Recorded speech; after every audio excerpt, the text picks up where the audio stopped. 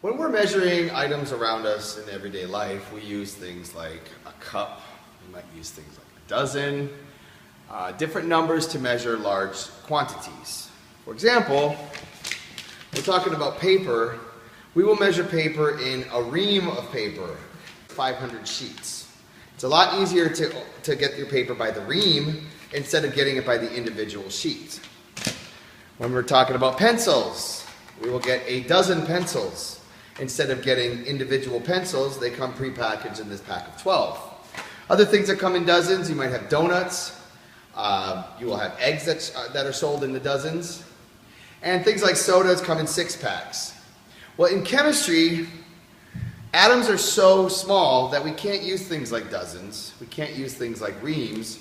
We have to use a unit of measure called a mole. And what a mole is it's 6.02 times 10 to the 23 of something. In other words, it is 602 sextillion particles. It's a lot of zeros. The atomic mass of any element on the periodic table is equal to its gram formula mass. And what a gram formula mass is that is the mass of 1 mole of a substance. For example, 1 mole of zinc, which is element number 30, 1 mole of zinc equals 65.37 grams. So this is also equal to 6.02 times 10 to the 23rd zinc atoms. How much is that?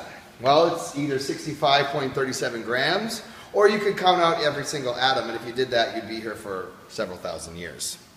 So we use a mole to define how many, or it's a unified way of measuring the exact quantity that we're looking for.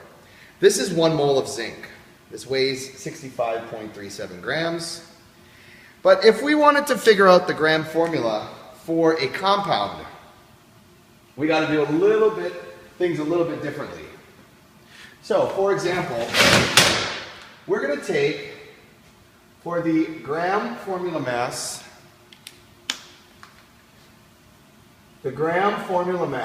GFM, of a compound. Okay? We're going to take the quantity times the mass of element A plus the quantity times the mass of element B, and so on.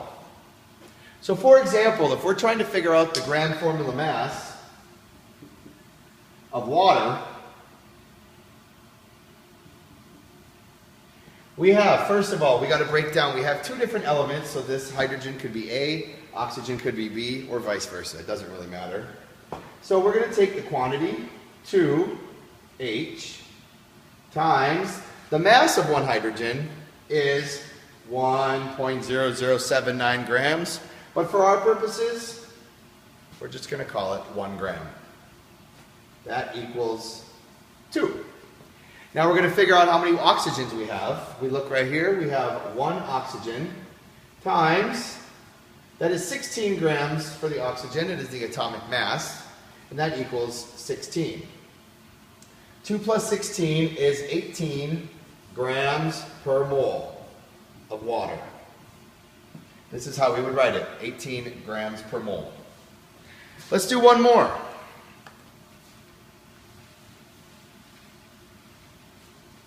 We're going to look at the gram formula mass of 1 mole of ammonia, or NH3.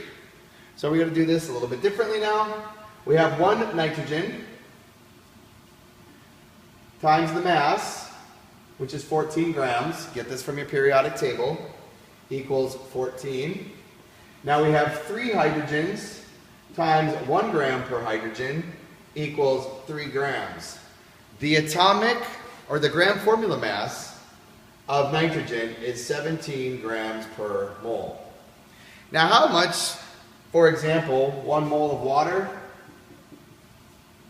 How much is that? How much is 1 mole or 18 grams of water? This right here is 18 grams of water. If I pour it out, it's not that much.